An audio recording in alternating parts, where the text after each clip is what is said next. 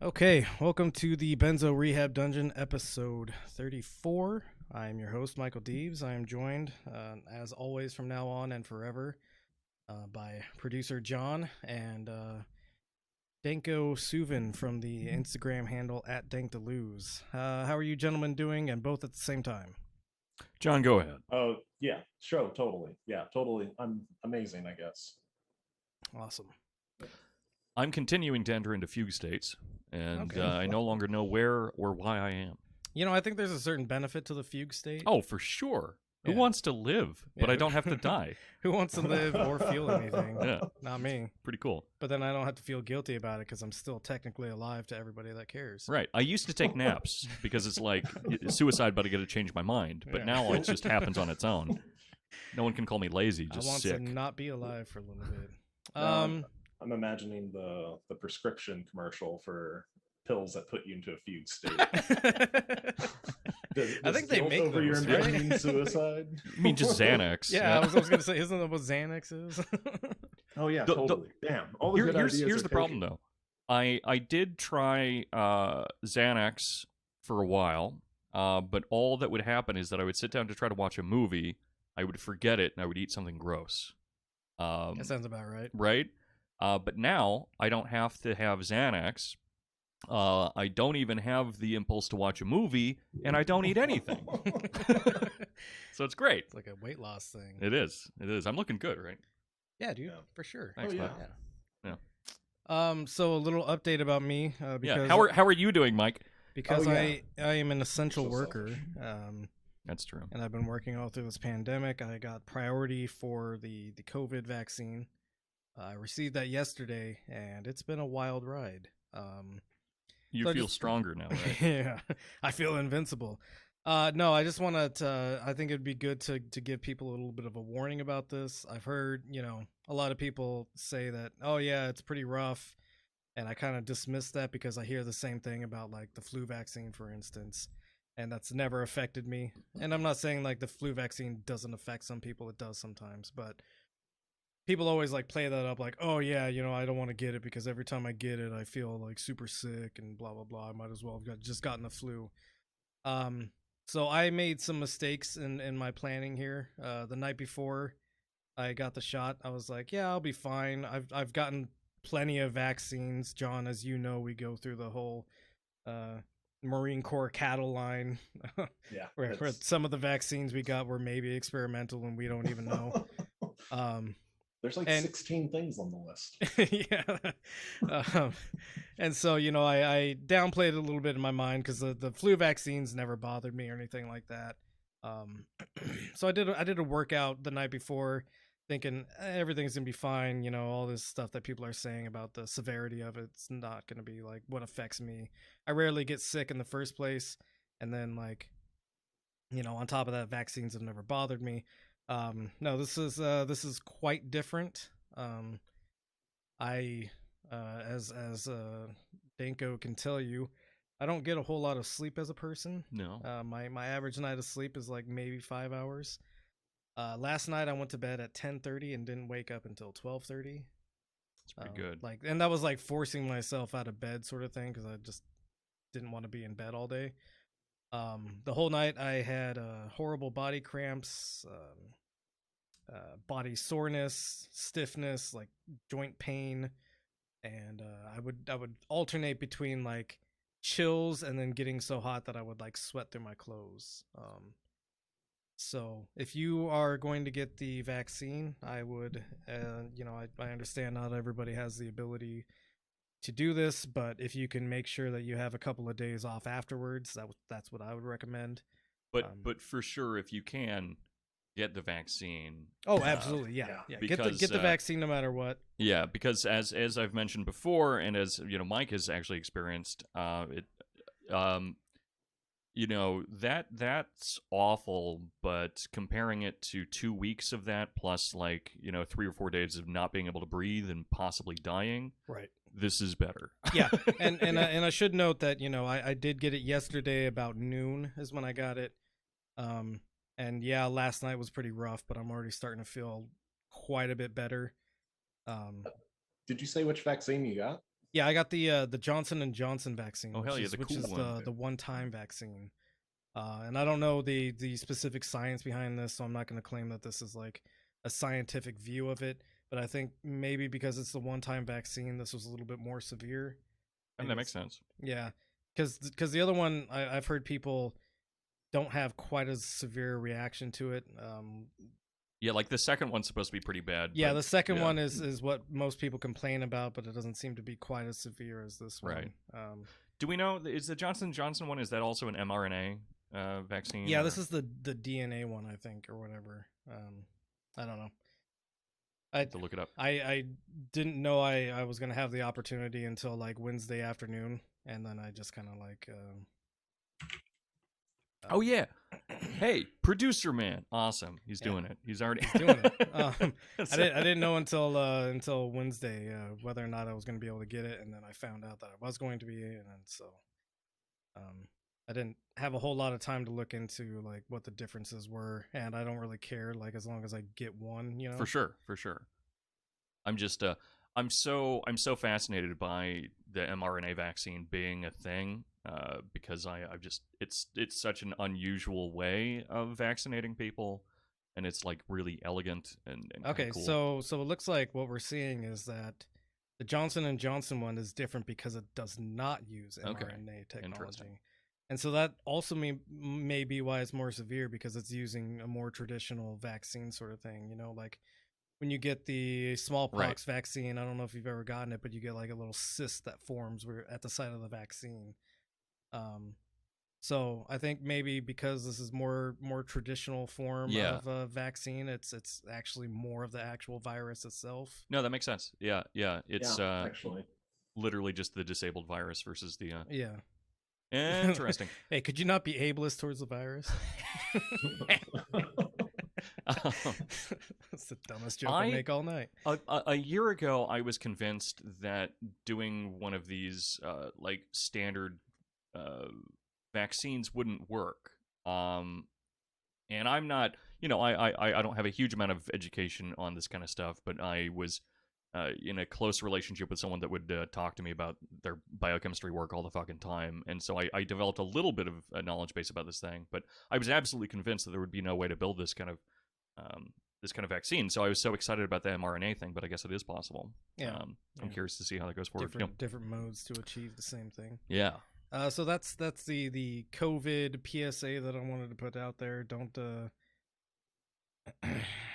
I guess underestimate the effects of the vaccine. Don't plan any like weightlifting competitions. Yeah, definitely not. I think, and that's part of why I probably had such severe cramps last night is because I had worked out pretty intensely the night before, and that's not like tooting my own horn or anything. I'm fat as shit right now. Yeah, but you're strong fat, baby. Thanks, man. But I'm trying to get back into shape. Whatever. Just try fugue states. Yeah, try fugue states. Yeah. Actually, talking about fugue states. Oh, hell yeah. John, did you have something you want to say? Oh, no. Oh, okay. Talking about fugue states, I've found fugue states are a very what I'm looking for, effective way to deal with our subject for tonight. Hell yeah.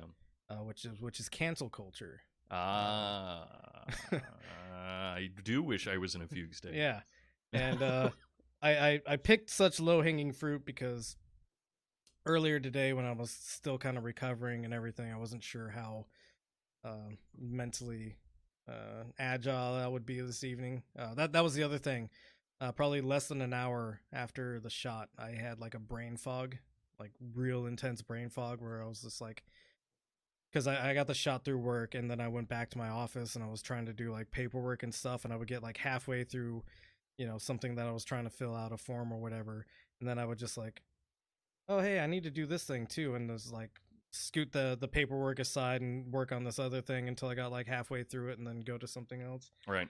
Like I couldn't complete anything because I was just like confused and distracted. ADD is like tightly connected to the autism spectrum, so it seems that maybe the Yeah. vaccine just made you more autistic. Yeah, more autistic, as Too opposed to my autistic. normal state. Yeah, too far. I had to have all of my shots redone at the university I was at because they wouldn't accept my medical records, and I like to think that I Yeah. too The have double autism. the dubitism.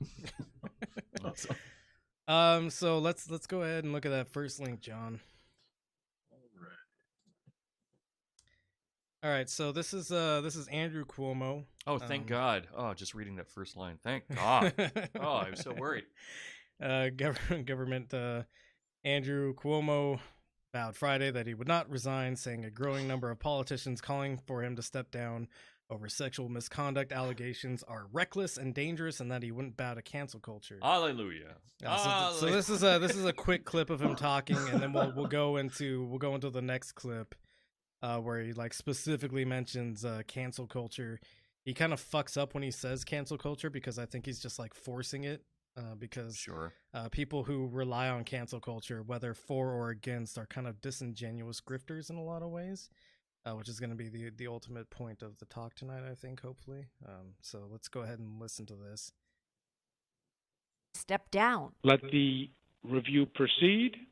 I'm not going to resign. Then it was my turn to ask a question. Good afternoon, Governor. I was wondering how you think you can effectively lead amidst the allegations and the calls for your resignation and these growing investigations. Juliet, I have to get a budget done with the legislature in 2 weeks. They are doing an investigation, and that's fine, and we'll cooperate with the investigation. We're going to negotiate a budget. In the meantime, I have to do millions of vaccines. He has denied assaulting or Go ahead and pause harassing it there. anyone and says he has.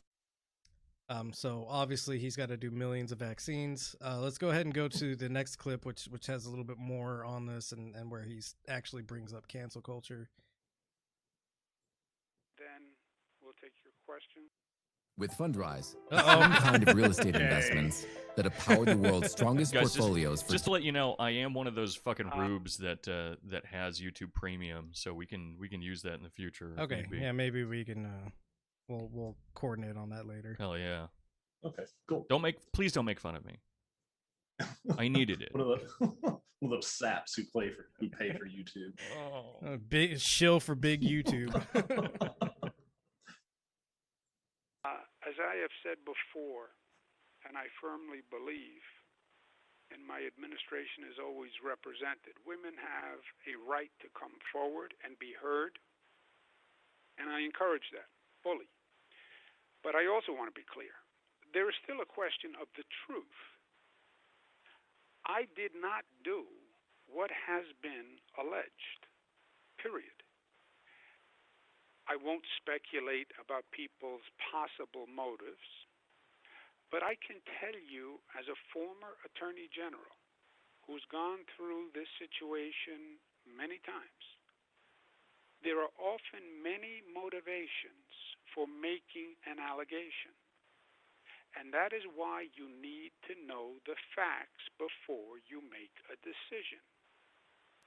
There are now 2 reviews underway. No one wants them to happen more quickly and more thoroughly than I do. Let them do it. I'm not going to argue this issue in the press. That is not how it is done. That is not the way it should be done. Serious allegations should be weighed seriously, right? That's why they are called serious. As I've told New Yorkers many times, there are facts and then there are opinions. And I've always separated the two. When I do briefings, I put out the facts, and then I offer my opinions. But they are two different concepts. Politicians who don't know a single fact, but yet form a conclusion and an opinion, are, in my opinion, reckless and dangerous.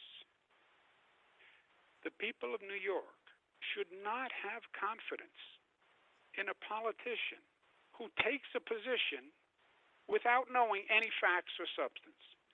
That, my friends, is politics at its worst.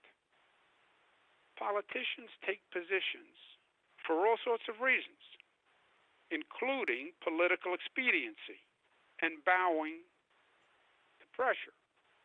But people know the difference between playing politics, bowing to cancel culture, and the truth. Council call. People know the difference between playing politics, bowing to cancel culture, and the truth. All right, you can go ahead and end it Let there. the So when you have seven, I think it is now, separate Jesus. allegations of sexual misconduct on top of the allegation that's more serious in my opinion, but is going to get less news coverage, I think, which is that he totally hid the amount of deaths that were happening in nursing homes with elderly people. It turns out that that's all cancel culture. Right, of course. Yeah.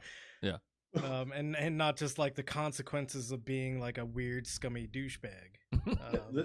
This is almost like the worst example I've heard recently of somebody like calling something cancel culture, because usually it's because somebody said retarded or something, Right. or they said a slur or something, but like these are rape allegations, like Right. allegations of Yeah. a crime. Little bit different.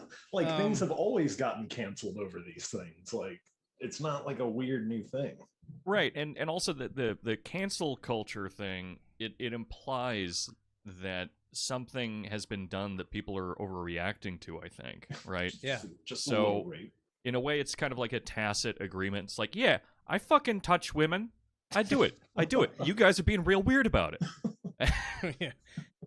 It's just me and the boys having some fun. But I guess it's also one of those phenomena that just happens with language, where a term becomes more and more kind of widely applied as time goes. So just now, whenever anyone disagrees with you on any kind of moral footing, it's going to be cancel culture. I get it. It's cool. That's great. Yep. I'm just gonna point out real quick for no reason that Andrew Cuomo is Italian. He is. Yeah. So let's go ahead and go to the really quickly. Go ahead. One of the listener sent me what looks like a fantastic recipe for her grandparents' spaghetti and meatballs. Oh, nice. Yeah. I love Italian cuisine. And Say so cuisine for a reason. for some reason, I feel like that's going to be useful to us in the future, and I'll talk to you about that after. But I Okay. have a plan to use the Italians' greatest weapon against them. Their food. Spaghetti. Yeah. Spaghetti. Spaghetti. All right. Let's keep going. So these narratives of cancel culture get latched onto by very disingenuous people, and the amount of like gymnastics that people do in order to justify, or like, because like whatever criticisms you may have about something like the Me Too movement, ultimately it's better than it's worse. Like, you know what I mean? Like, I think Me Too is useful in some ways that, it's giving people a voice to come forward with these allegations. Yeah, I would say that Me Too is better than rape. Yeah, Me Too is better than rape, obviously. I think the exchange is pretty decent there. Yeah. But what's interesting is all of the all of the bloviating from the liberal democratic sort of structure about Trump and his accusations, Right. and how we needed to take them seriously, and how you have to believe all women. Yeah.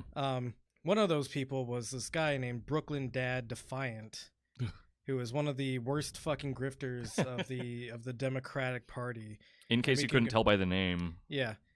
And so, you know, his tweet, which this is a picture of his tweet because he deleted this tweet, and we'll see why he deleted this tweet in a second. But his tweet is, the only person who could pardon Trump from a conviction in New York is the governor. And he's referring to Trump as being prosecuted in New York right now for like tax evasion, dumb stuff.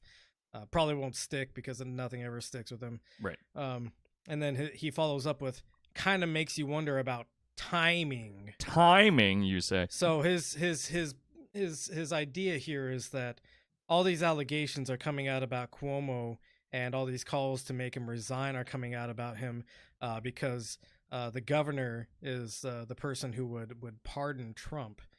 It couldn't possibly just be the fact that men placed in statuses of exorbitant power happen to misuse it to get the things that they want most in life. Right. And like pussy. And additionally, the lieutenant governor who would take over for Cuomo is a Democrat. So do we believe that a Democrat would pardon Trump? No. No, of course not. Well, it depends on the Democrat, So- but no. Yeah. So Brooklyn Dad _Defiant, who takes super PAC money from Democratic establishment. Oh, that's cute. Sources, and you know, we can cancel him over that or whatever, but you know, he sort of alludes to it in his profile. But anyways, he deleted this tweet, and then go ahead and go to the next link. The reason he deleted this tweet is because he takes all of his fucking marching orders from the Democratic establishment. And so now that you have people like Schumer calling for Cuomo to resign, he deletes this old tweet, you know, defending Cuomo, and now is like, Cuomo to resign, ? Now he's talking about it as like a viable thing. And then go ahead and mouse over Brooklyn Dad Defiant's name up top there. Proud Papa, perpetually pissed, hashtag Blue Wave 2020, hashtag feminist, hashtag the resistance, hashtag BLM. So obviously the hashtag in question here is hashtag feminist because he immediately, his knee-jerk reaction was to discredit the claims of women who have been sexually assaulted by Cuomo and defend Cuomo, and now he's obviously changed stance on that because he didn't get the proper marching orders from the Democratic establishment. Yeah, it's fun seeing like the more justifiable a movement or a cause or an idea is, the more likely that it'll eventually fragment into a series of extremely irrational groups. Well, it gets co-opted by. Well, these I mean, groups. it fragments, and then parts of it are co-opted and parts of it aren't, because Of it's just course, like it's something that everyone can kind of agree on. Well, not everyone, but like most people can agree like with some basic tenets of feminism, right? Like, I think I'm a feminist. I think that everyone here thinks that they're feminists in different ways. Maybe the same ways. We're probably more or less agreeing on things. Sex workers say they're feminists. Anti-sex workers think they're feminists. TERFs thinks they're feminists. Fucking just everyone fucking thinks that there's something. And just the amount of agreement between all of these fragments, even like after the with the fucking third, fourth wave and everything, you still have this term that means nothing now, just like cancel culture, right? That the more broad a term becomes, and the more everyone can kind of agree on it, the less people will agree on it. It's exhausting, and it's very funny. It's very funny. It is very funny. Ha ha ha. So this is more of a liberal democratic sort of view and take on cancel culture. Now we can go to the clown house side of cancel culture. Ooh, which is Tucker Carlson. Fuck yeah. Oh man, this is Bible ad. Play the Bible ad. Yeah, just go ahead and play the Bible. Yeah. Stories. Pre-ordered FoxNews.com/books. Wait, are we actually doing this? Yeah, just go through Oh, it so okay. we can get to Tucker Carlson's clip. Oh, okay. The Women of the Bible Speak. Pre-order your copy today at foxnews.com/books. That rules. This is Tucker Carlson talking Almost about. 4 Go ahead and years pause it real ago on this quick. show, we talked to a former Talking about the slippery slope of calling things that are racist, and how they end up into, like popular culture being canceled or whatever. It's really dangerous. You might need to turn this one up a little bit. I think on the player it's like halfway or something like that. Oh, so it is. Man, that's a long. All right. We're not going to listen to all of it. We're just going to listen to a little bit of it. All right. Go ahead. Because it is hard to listen to Tucker Carlson. It is Georgia extremely State hard. representative called LaDawn Jones about Black Lives Matter. Jones is a strong supporter of BLM, so not surprisingly, she was well practiced in the now highly familiar tactic of denouncing everything she doesn't like as racist, and we knew that going into the interview. What was surprising was to hear LaDawn Jones go after the beloved children's book author Dr. Seuss. She called Dr. Seuss a bigot. Here's the exchange from 2017. I actually had to, once I heard the story, pull out our Dr. Seuss books that are on my children's bookshelf and take a closer look at them so I can see exactly what it was that was the complaint. And as is normal for many of us. What was it? I mean, actually, I've been obviously speaking tongue-in-cheek because this is, like, literally demented. But since you said that you checked Dr. Seuss for racism, what did you find? Where were the racist parts? So you look at many of the drawings, and you have to put it in the context of the times that many of these books were written. And you can see that there are some very stereotypical drawings of Asian Americans. Dr. Seuss was known for some very stereotypical blackface drawings prior to the books that most of us are familiar with. Now, at the time, what you just heard seemed incomprehensible. In fact, as we noted, kind of demented. Say what you will about Dr. Seuss. Maybe you think his drawings are primitive. Maybe some of his doggerel doesn't actually rhyme. Fair. But Dr. Seuss was not a racist. Dr. Seuss was a preachy liberal. He was an evangelist against bigotry. He wrote an entire shelf of books against racism, and not in a subtle way. They were clearly, explicitly against racism. That was the whole point of writing them, to teach children not to be racist. Now, as it happens, today is Dr. Seuss's birthday. Born Ted Geisel in Springfield, Massachusetts, he would be 117 years old were he alive today. And thank God he isn't, because he would be wounded and confused. Yeah, people should die. Every year on Dr. Seuss's birthday, the president, whomever he is at the time, makes a proclamation in support of something called Read Across America Day. That's designed to encourage kids to read books. And every year, the president mentions Dr. Seuss because, again, it's his birthday. That's Pause for a the second. point of it. Go ahead. But not this year. Not this year, because the contract expired. Right. Just, I need to point that out. Yeah. Okay. Go ahead. Joe Biden omitted Dr. Seuss from this year's proclamation. Why? Because Dr. Seuss is now considered a racist. So what seemed like total lunacy less than 4 years ago is now the official position of the White House. Now, the shocking thing about this is not that it happened. Academic revolutionaries have been attacking traditional children's books for decades. A few years ago, some moron at Boston University produced so-called research on Curious George's undercurrent of white dominance. Quote, the series' celebration of the oppression of an abducted monkey parallels the oppression of black Americans. Have you seen his human friend? Yeah. It's literally a man in like a colonial hat and shit. Right. Yeah, he does look like an imperial colonizer. Yeah, he's dressed like up in 6'5". safari gear. Go ahead, just a little bit longer. I'm sorry. You won't be surprised to learn that that girl now works for Bill de Blasio in New York. Of course she does. What's surprising is how calculated all this is. Now, conservatives will be tempted to chalk up the attacks on Dr. Seuss to the usual cancel culture gone mad. Look how hysterical and stupid the professional left is. They're even calling Dr. Seuss racist. And you've seen people say that on social media today. But it's totally missing the point. Canceling Dr. Seuss isn't stupid, it's intentional. They're banning Dr. Seuss not because he was a racist, but precisely because he wasn't. Go ahead and pause In it real quick. 1961, Dr. Seuss... Dr. Seuss has not been banned. No.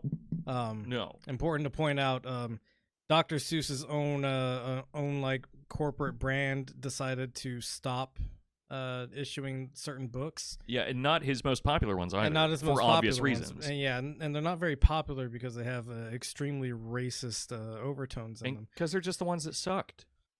Yeah, also that. But keep going on. Wrote a story called The Sneetches. Martin Luther Fuck the King's March Sneetches. on Washington was still 2 years Goddamn away, but Sneetches. Dr. Seuss's story captured its essence. In case you haven't already read it to your kids 50 times and know it by heart, here's the plot.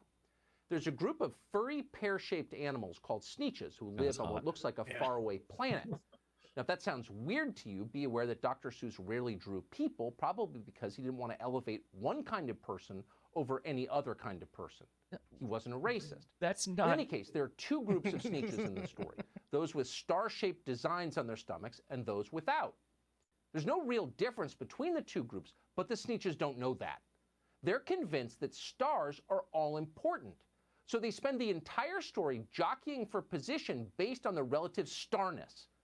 At various points in the story, stars on the stomach are deemed socially favorable. At others, they're considered a mark of disgrace. And the Sneetches run around frantically trying to keep up with the changing demands of star fashion, until they realize in the uplifting final pages of the story that none of it matters. Underneath the stars, they're all the same. They're all Sneetches. Who cares who's got a star? What matters isn't the group you come from.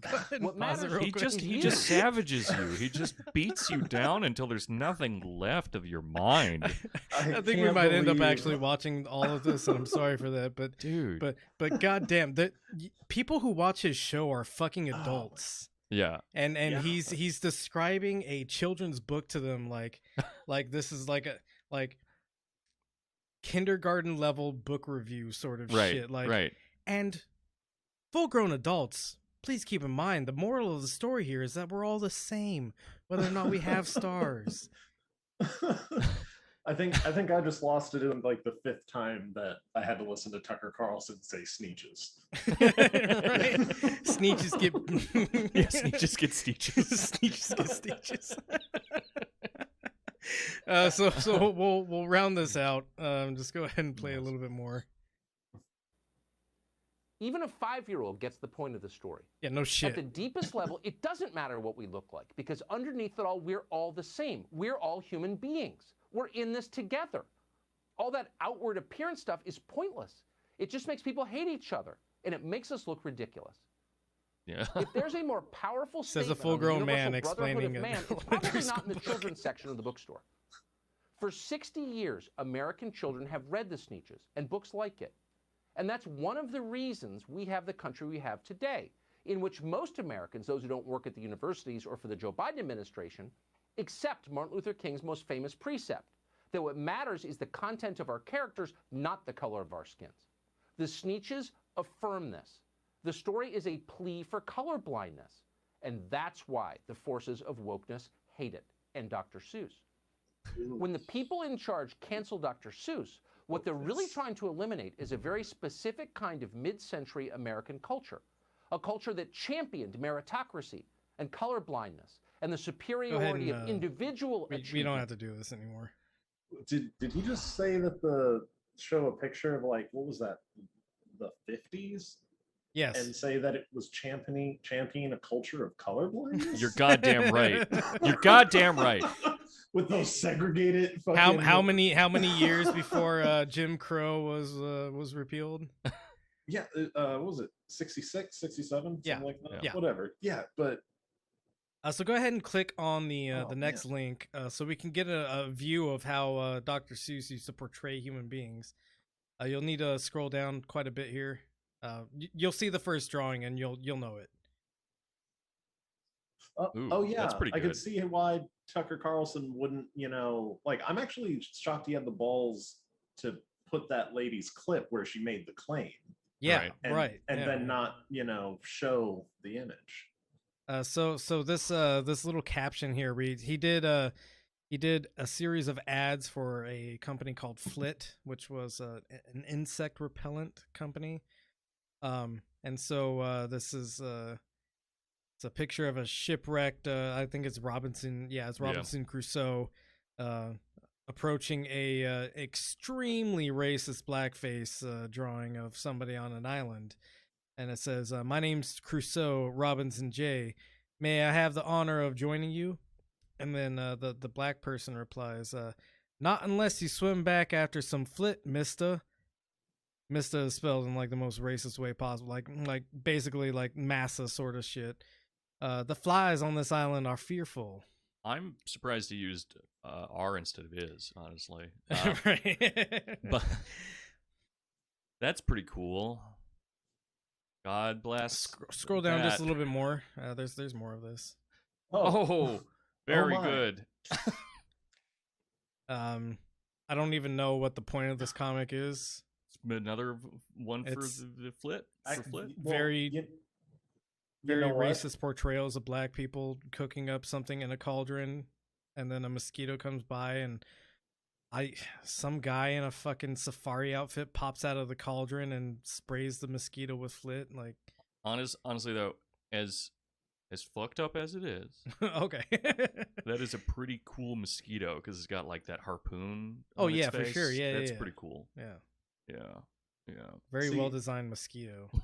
I think maybe Tucker Carlson looked at this comic and was like, "Look at Dr. Seuss drawing these two cultures coming together as equals and Look, becoming truly colorblind." You are what you eat, and so clearly these Jesus. cannibals are going to become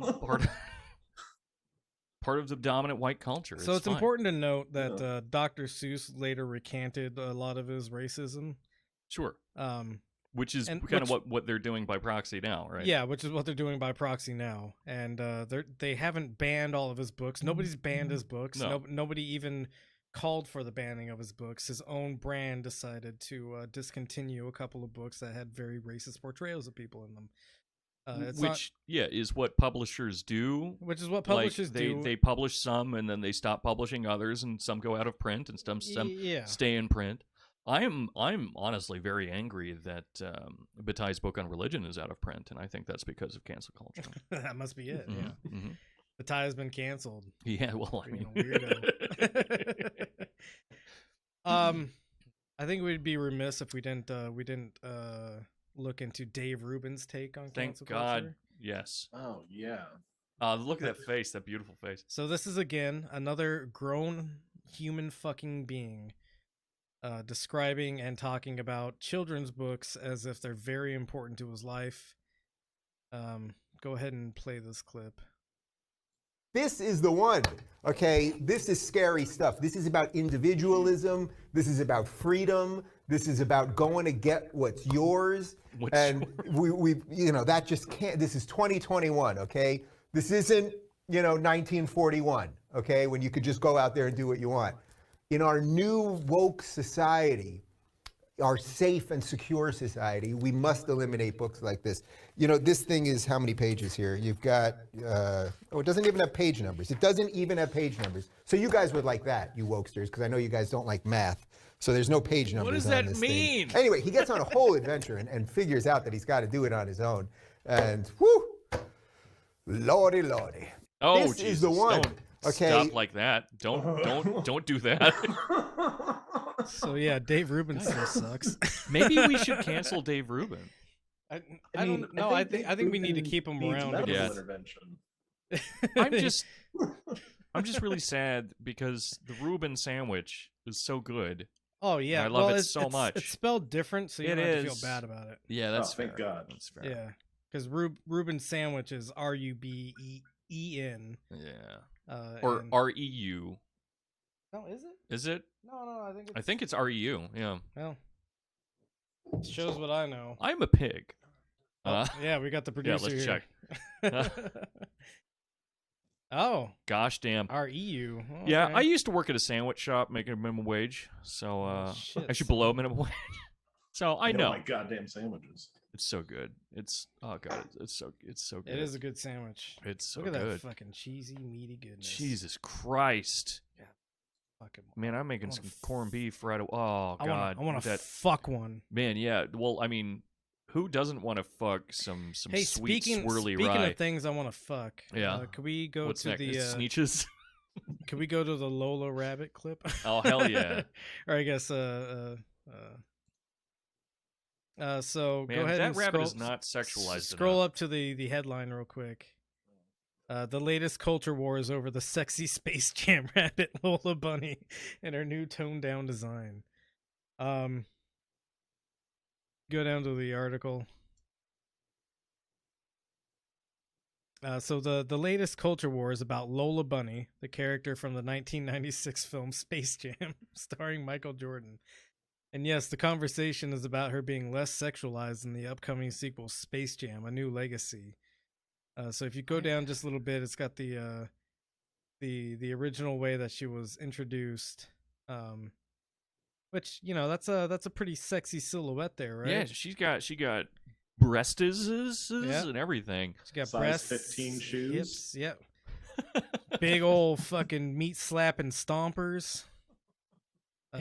Here's the thing. Keep going guys. down just a little bit. I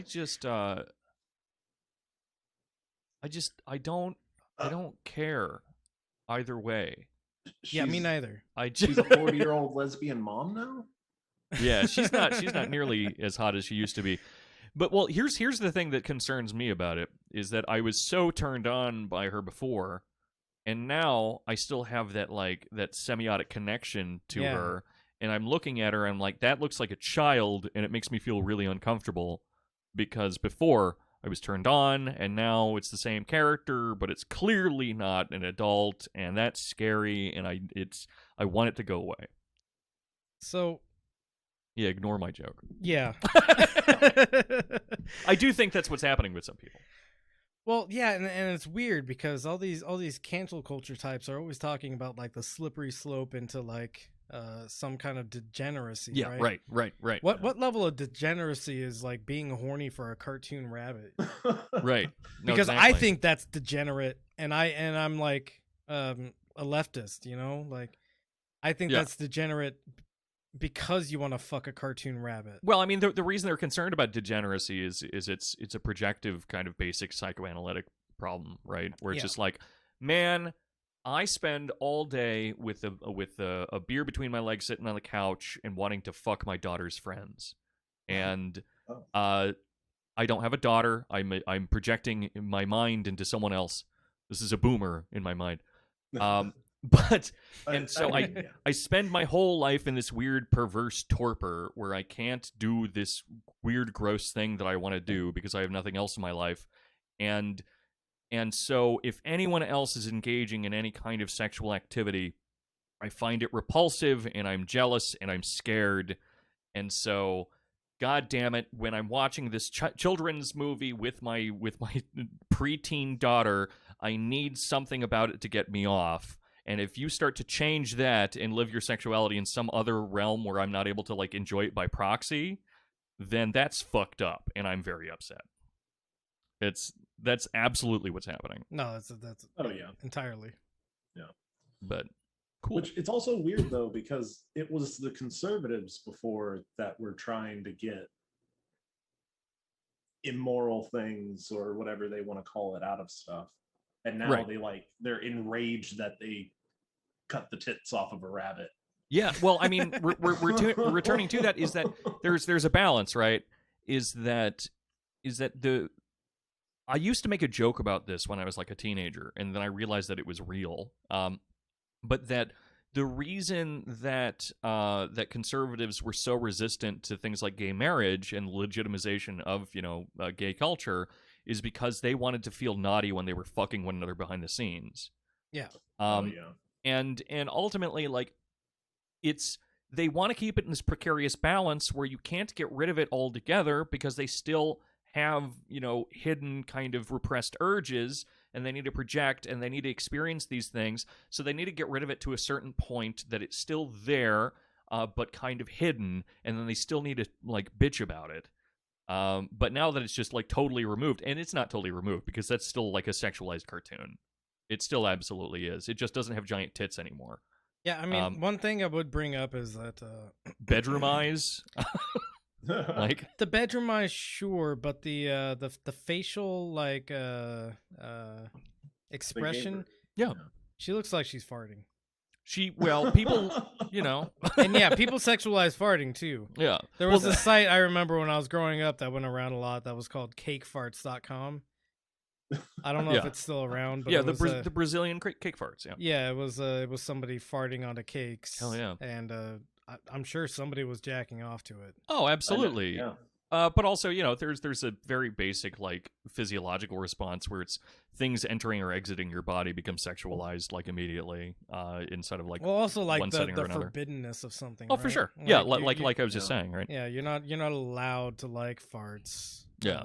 So So it like becomes a taboo sort of thing that you want to break. Yeah, and this is something I say in the workshop all the time, but it's this just a simple fact that anything that is sufficiently like intimate is something that would be repulsive if you did it with the wrong person, right? And so like people end up producing these weird like shit fetishes and like pissing in my tights and stuff because of the fact that it's like the extremization of the fact that like honestly like putting your tongue down someone else's throat is pretty gross, generally speaking. But then you do it with the right person and it's great. And so like there's always this kind of basic revulsion that's possible in any kind of erotic or intimate act. And so like something like farting and the prohibition there, it is that it's prohibited, but it's also simply just that there's that extremized version of, well, I'm going to do something that would be gross in any other context, and I'm going to make it not gross. Have you ever seen that meme that's like, damn, she wasn't lying, that ass can fart? Oh, hell yeah. That's one of my favorite memes. I've never made one, actually, but I love them. Probably should. I should. Let's go ahead and go to the next link. I forget what it is, but I'm sure there was some kind of logical... Mr. Potato Head! Mr. Potato Head. Oh, is that Mr. Potato Head? Is that him? No. That's him. No, that's absolutely him. Look at him. Yeah, Mr. no. Potato Head. I just wanted to start this off with. Does this look like the kind of guy you want to take opinions from? He looks like Mr. Potato Head. All right, so let's go down to the body of the article. Okay, who really has a problem with Mr. Potato Head? Do you know someone? Does your neighbor? Maybe your child's teacher? I have some questions.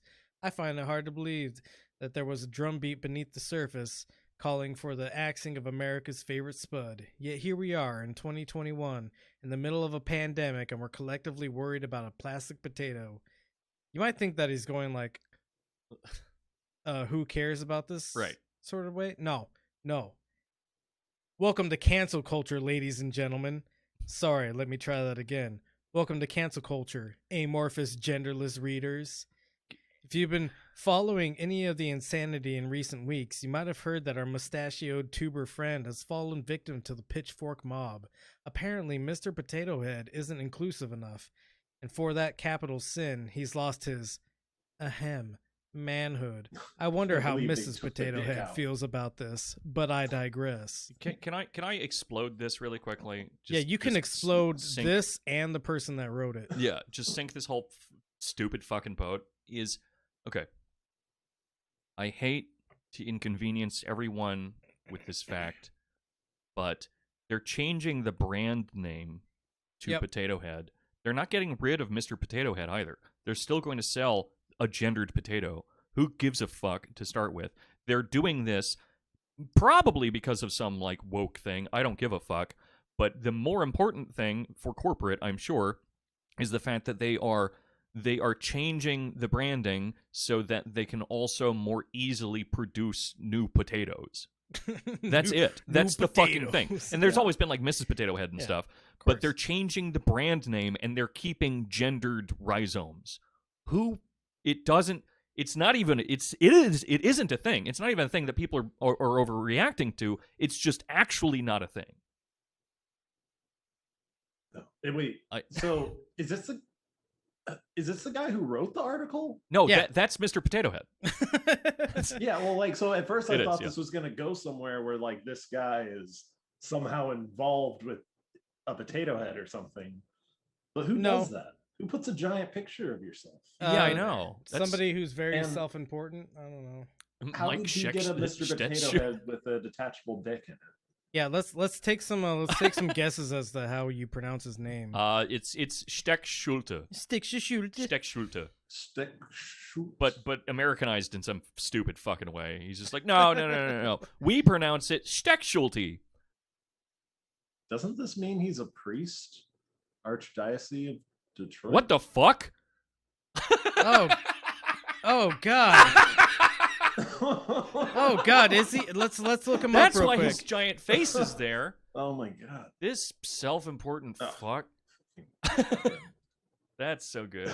Oh yeah, back to the Oh, Reuben God, sandwich. I'm hard Thank you so again. much.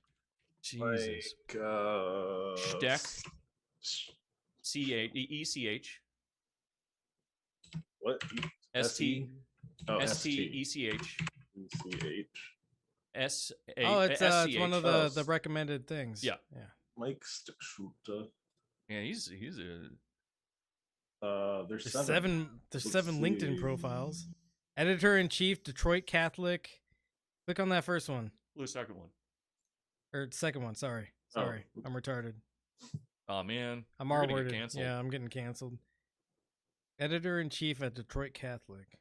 So he writes for a Catholic publication, I think. Imagine having gone to University of Michigan Flint and thinking Ending up like this. Yeah, it's I mean, I know how it happens. Oof. Super sad. But like thinking that this kind of thing is what's important to talk about. So the final thing I had lined up for cancel culture is We're gonna cancel culture. no. The disingenuous way that cancel culture is used to also like actually hurt people. Sure. One of which is our beloved Cornel West. Hell yeah. A very prophetic sort of visionary. Which, by the way, anyone that is watching this on YouTube, that pile of books behind him, that's beautiful. Yeah, no, that's just so him. hot. You know, that's just him. Yeah. So he was denied tenure at Harvard, and fought for it for quite some while, before going to shit. I'm forgetting. It's a seminary of some sort or theological school. It's a theological seminary. I forget exactly what. Can I also say how fucking insane do you have to be to deny Cornel West tenure? Yeah, of all the people that you could deny tenure to, like. He brings life to your school, I'm sure. Like, and maybe in some ways that are inconvenient to you, but certainly in ways that are beneficial. But even as just like a baseline, Right. just as like a baseline of like bringing life to your fucking school, like this is one of the most passionate speakers that's ever existed, and there's merit to that, and not only just merit to his passion, but also merit to, you know, like the content that he's talking about. Yeah, he's so there are certainly some important intellectuals right now, but there tends to be like a pretty big space between like really an inverse correlation between the quality of what you're saying and its kind of density and depth, and how much of the public spotlight you can get. Mm-hmm. And I mean, Zizek is maybe the closest instantiation of like a paradox in that regard, versus or next to Cornel West. Like Cornel West is like one of the only actual public academics who deserves to be a public academic. Like he's a fucking titan. He's incredible. And imagine having that kind of balanced person who is good on camera and on stage and good at publicizing himself and like well spoken and stuff, but also as brilliant as he is, and saying, "Nah, we could give you tenure, but nah." Like, fuck you. What the fuck is going on? And so his thought, to preface this a little bit, is that he is effectively being barred from tenure because he's got unpopular opinions about Israel and the Israeli occupation of Palestinian lands. And a really quick response to that before we fire this up, but that's the fucking purpose of tenure. It was brought about during the Cold War so that professors could say unpopular things without the government or other bodies pressuring the university to fire them. And that's exactly the point that he's been making this entire time. I've been following this, even though I haven't been very vocal about it, because I think that Cornel West has better people fighting for him than me. But unlikely. but this is important in the discussion of what cancel culture is and how it's used disingenuously by a lot of grifters, and then used also disingenuously by a lot of grifters who are trying to suppress certain viewpoints. Right. Well, I mean, I would just say, sorry to keep on delaying this, but no, that's fine. There's an easy way to kind of turn this into an equation, right? Of where cancel culture goes bad, and it's when, and maybe Cuomo was onto something when he misspoke and said council culture, but Yeah. when it gets picked up by some kind of corporate or capital kind of oriented enterprise, that's when cancel culture gets fucking stupid and awful. Yep. And it's that simple. Like when money is put behind it and it becomes something that is just like some HR rat and then the faculty at a university end up making decisions. That's where council. See, I'm making a mistake too. It's stuck in my head. You've done it. When you have a council behind it, that's when cancel culture becomes a virulent, shitty thing. Otherwise, it's just people telling you you're being an asshole. Like, yeah. Anyway. All right, so go ahead and let's play a little bit of this. Pressures. So that whatever issues we talk about, I mean, I'm deeply concerned about the Israeli occupation and Palestinian plight and predicament, and that's not a popular issue. And I think we have to have a serious, robust, uninhibited conversation about that issue that's respectful. It's not anti-Jewish, but it's not anti-Palestinian either. So that I'm concerned about that issue, but I'm concerned about issues across the board. It's got to be intellectual freedom at a Harvard, at a Yale, at a Roxbury Community College, at a University of Chicago, at a Howard or a Spelman, anywhere. Well, you say you're concerned about that issue. Are you concerned that potentially your support for the Palestinian cause may have cost you tenure? I wonder. I wonder about that. I know there's other cases recently at Harvard where there's been very high quality scholars. In fact, there was a Jewish Israeli woman, one of the finest scholars, who was very critical of the Israeli occupation. She also was denied a tenure position.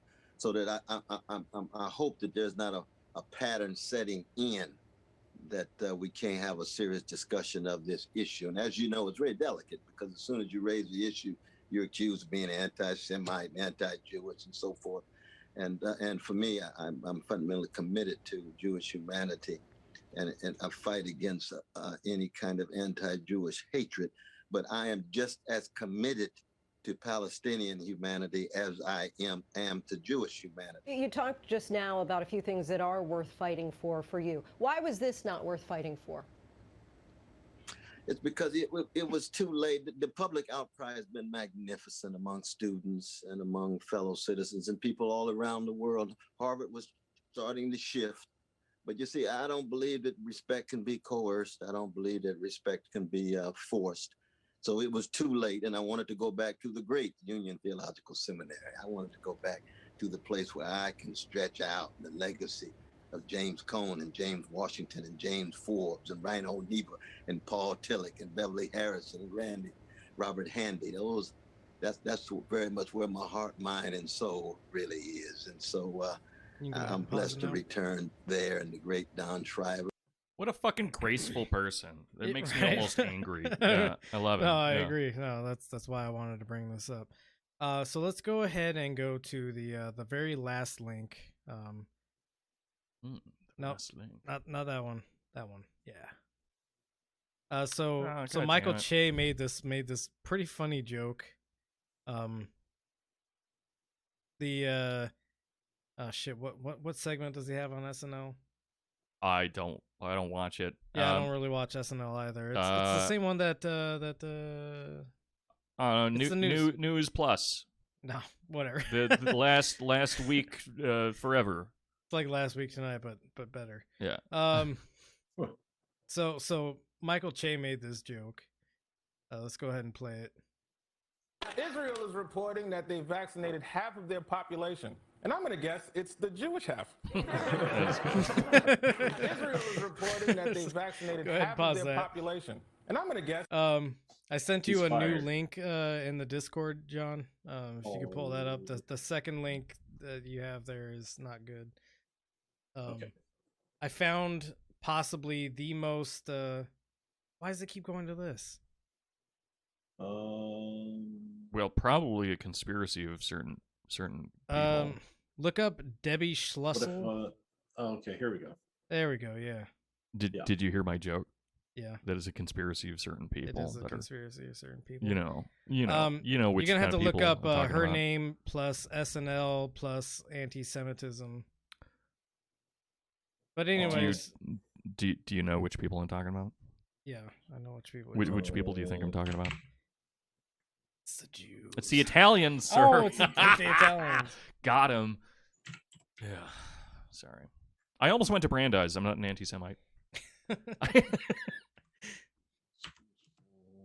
I'm not allowed. Ooh, man, I want to see Debbie Schlussel, the Howard Stern. That sounds very funny to me. Well, we're gonna talk a little bit more about. Oh God. Oh shit. no, what have you fuck. done? Oh fuck. Oh God. Oh shit. Oh, you went back to the Oh same God. thing. Oh fuck. Oh shit. Go back to the Google search. The Google search. still there, Okay. So while we're looking, You're gonna have to put for this- SNL in there somewhere. Oh yeah. Important part. Are you looking for a video? No, I'm looking for a Twitter link. Twitter, third one down. Maybe. Yeah. So, anti-Semitic SNL's Michael Chase said Israel vaccinated half its population, and I'm gonna guess it's the Jewish half. Fact check: Israel vaccinated 43% of Arab population, but has trouble convincing them to be vaccinated. This is false, by the way. Is she talking about Arab Jews? Yeah. Right. Yeah. Does she not know that there are Arab Jews? No, because no, she everyone doesn't. is in their neat category, but we're colorblind also. All the Jews are white, or whatever. or whatever. Also, the first reply is pretty good. It's just it's called humor, but spelled in a fancy way because they're Canadian. Humor. Proud American, proud Jew. So she gets it. She knows that all Jews are blonde-haired ladies like her.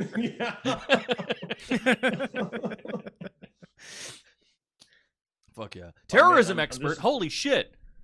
Everybody's a terrorism expert now. Man, imagine that.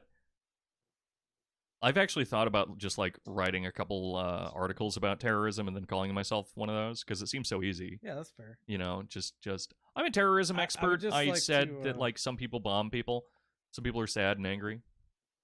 John, I've put a new link in the Discord. Bitch, it's Debbie. I just want everybody to see how much of like a black hole of charisma this person is. I'm not surprised somehow. Which makes me want to watch that Howard Stern one more now. Oh God. I mean, I'm gonna be honest. Trying to find, because I've been doing more and more of these where you have a video of yourself and you try to find one frame of it where you don't look like a piece of shit. And it's actually very difficult. Sure. But both of these images of her, if you want to scroll up slightly so we can see them both of those are extremely unfortunate. Yeah. And I don't think she's trying. I hope she's not. No, she's trying. not. She's another grifter sort. Ah, yes. Go ahead and watch that second link real quick. Also, I don't get this fucking royal couple stuff. No, never mind. That's the whole video. Oh yeah, that's only an hour long. Let's just.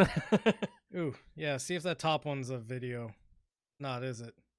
No, it's just a print friendly. God damn. I gotta figure out these dude. Yeah, and Twitter links. Twitter is such a fucking garbage. Like, well, even worse is this just a series of like fund me kind of buttons all over the margins of her page. Donate, find me here. Here we go. I think this will be a better link.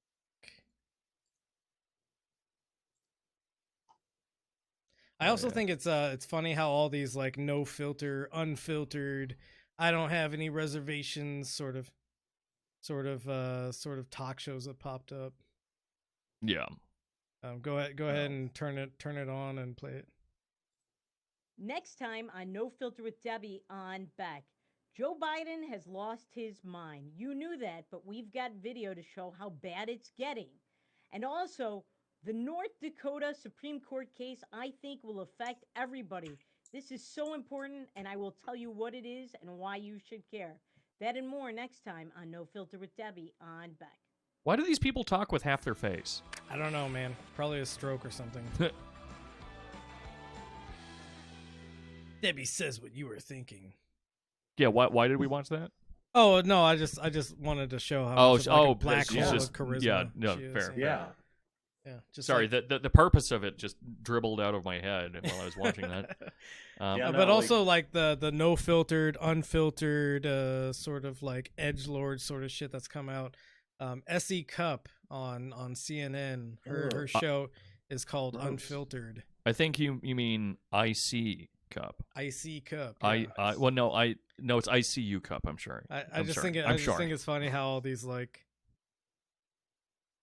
these shows and like I don't know podcasts or whatever are coming out that are just like we don't have a fucking filter, bro. Yeah. Yeah.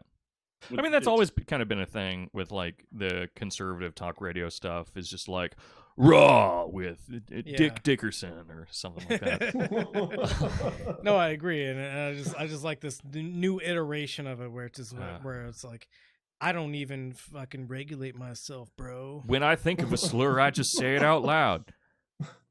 So, what tranquilizers do you think she takes? I don't know, man, but she looks dead inside. Yeah, right? Yeah. Yeah. I mean, like the hairs on the back of my neck stood up when she started talking. So I wonder right. what, like, I mean, look at those dead eyes, man. And small animals, you know. Yeah, and you know, this is I've watched a couple of her videos now because she's become like a pet sort of follow of mine. Nice. And yeah, she's got nothing, dude. She's just like that dead expression and those like regurgitated talking points is all she has. Seems right. So yeah, that's the end of my cancel culture segment, I guess. That's pretty fun. That's pretty fun. Yeah, we wanted to talk about a couple additional things, right? And I only remember one of them. What's the one you remember? The NFTs. Oh yeah, NFTs. And what a weird fucking thing that is, but also how expected it is. Yeah. But essentially, what an NFT is, it's a non-fungible token. Aren't words that make sense to me anyway. Which what that means is that it's essentially a it's a non-interchangeable like proof of purchase almost. Right. It represents some piece of art that you ended up purchasing. NFTs are used to commodify digital items such as digital art, video games, items, or music. Average NFT transaction produces around 200 kilograms of carbon emissions because it's all working off of blockchain, which is why it's secure, but also it requires a shit ton of computers all running at once, which is pretty cool. But I guess I don't have a whole lot to say about it except for just the fact that it's bizarre and it's kind of gross, and the art world is itself like a giant evil black hole. Yeah. Yeah, it's just kind of continues to expose itself in its creepy excess in like finding ways to concretize itself even in abstract forms, so that like even the freest of its like representations and affects are all commodified as well. It's gross, it's scary. And it's literally like they found a way to make like someone's. Well, it's not even it's. They even did this with like a Banksy, right, where they had this Banksy that got burnt. I think for this purpose. I was about to bring that up. Yeah. Right. And the NFT just represents that piece of art that no longer exists. Yeah. And so it is itself that piece of art in a bizarre, creepy kind of way. Are people buying it? Yeah. Somebody bought it for like $6 millions. million or something like that. Yeah. And then they can, as they say, I mean, NFT, you know, they say that it's non-fungible, but it's still ultimately something that can be transacted. Like you sell it for more crypto. Yeah. And so it really is just the development of a new kind of stock market for art, and it's awful. I mean, art was already that way. Art was already kind of a physical stock market, but at least it was physical. And at least in order to make an exchange, you didn't have to pump the atmosphere full of shit ton of carbon. But yeah, it's pretty cool. I think the highest paid artist while they were alive was probably only because I like this artist, but it's also probably because he was Sigmund Freud's grandson. Oh, really? Yeah, Lucian Freud. I didn't know. Interesting. Go on. Yeah, Lucian Freud is a famous artist. I knew that. I didn't know he made that much money. That's yeah. Well, he made the majority of his money off his last 3 paintings. Really? Yeah. Well, his last 3 major sales. He had like a bunch of other paintings that nobody really wanted to buy because he was like kind of retired, I guess. I don't know. Right. But I think he ended up making like 130 million off of his 3 giant paintings of his PR lady. God damn it. Nice. Yeah. Basically, everybody who talked to Lucian Freud, he convinced them to get naked so that he could paint them. Of course. Until they hated themselves. That makes sense. Yeah. Like one of my French girls. I was thinking about the Dora case by Freud a lot recently. Actually, you guys know about that one? Like Dora the Explorer? Well, I wanted to make that meme, but it just feels too fucked up. But no, Dora was like the case name for this lady Ida. But she was sexually assaulted when she was a child. Oh. And by this like Herr K, which was another like case name, who lived with her and her family. And she had these hysterical breaks where she stopped being able to speak, and then she had like other like hysterical symptoms. And based on a couple dreams that she had, Freud essentially ended up determining after like less than 11 weeks that what you're actually afraid of here isn't Frau K and the assault. You're afraid of yourself because you're afraid that you actually wanted it. Oh, buddy. And then and then she responded poorly to that. Surprise. And weird how that worked. Yeah, and then they ended up breaking this whole thing off. He's highlighting what's that here. You're even more afraid of yourself, of the temptation to yield to him. Yeah, exactly. Increasingly alienated her. Herr K repeatedly propositioned Ida as early as when she was 14 years old. Ultimately, Freud sees Ida as a repressing a desire for her father. Yeah, he ends up essentially saying towards the end that it's not because of the fact that he insulted her or anything that she ended up breaking off ties and stopping the therapy, but because the fact that she was projecting a relationship with one of these men onto Freud. And so he's just like, well, it's because of this. I don't think I can grimace enough for this. Yeah, it's real nasty. I mean, what sucks more is that as you end up reading through the actual case study, you can actually see his reasoning and it makes more sense in like a bizarre psychoanalytic way. But then it's still just like, dude, you, at the very least, your bedside manner was just the worst it possibly could be. Yeah, maybe not the thing to bring up. Yeah. No, you're scared of yourself because you might have wanted it. It's like, no, don't tell her that. don't tell Andrew Cuomo about that either. Yeah. Oh, good Lord, no. Yeah. Anyway, that's neither here nor there. But since we're talking about the Freuds, no, good. Probably a great place to end. Thanks, guys. We love you. Let's talk about upcoming things that we have. There's nothing left, man. There's nothing left. Okay. I think you and I agreed that we need to do a riff tracks on Hamilton. Hamilton. We also have to do the Sonic movie. Yeah, we can do the Sonic movie and we can do Hamilton. So we had to schedule some time for that. Yeah. Hamilton is obviously the best thing ever made. Yeah, the best thing ever made. Yeah. In no way problematic or stupid or No. maybe like the dumbest fucking thing ever made. And the Sonic movie from an accelerationist standpoint, I think is what we had. Yep. Yeah. Mm-hmm. Also, I'm going to be joining you on, I think, your next one of these the religious deconversion things. Religious deconstruction podcasts that I've been doing. We're going to talk about a fun variant of the stuff you've been talking about, which is that I grew up with more of this kind of hippie fascism stuff around me.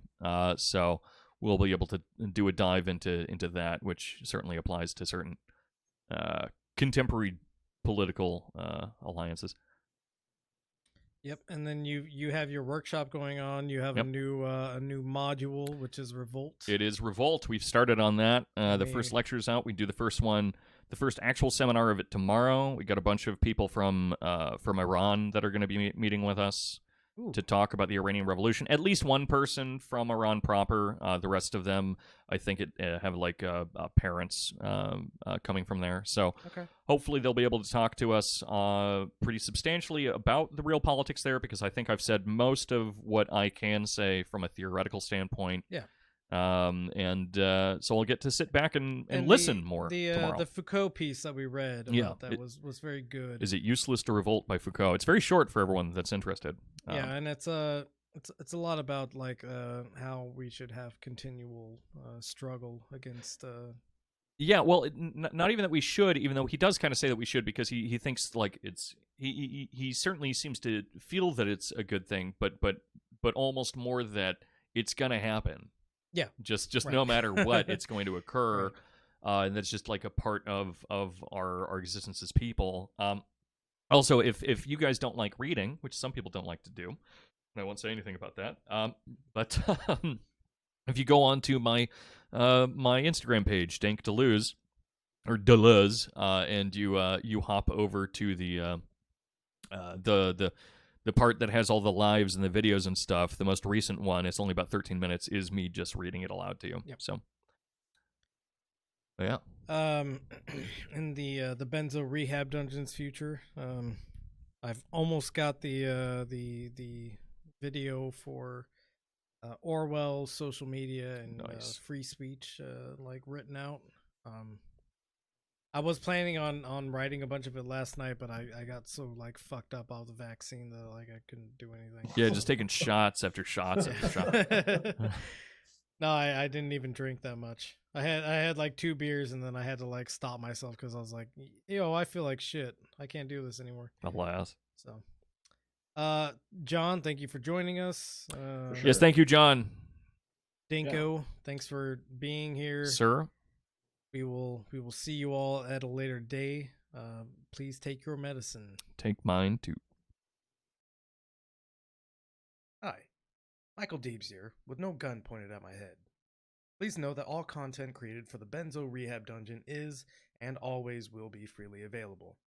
However, if you would like to support this creation of content, we here at Camp Benzo would appreciate it, as the production itself is not free of cost. Anything donated will go to covering the various subscription fees maintained for content production or improving and expanding the content produced. If you're able to, please head on over to patreon.com/BenzoRehabDungeon. We also have shirts for sale on Teespring, all priced as low as we can get them without turning much or any profit. They are mostly so that you can show your loved ones that a necessary intervention may be on the horizon. Links to the merchandise storefront and our various social media profiles can be found on our link tree, which is the word link tr.ee/BenzoRehabDungeon.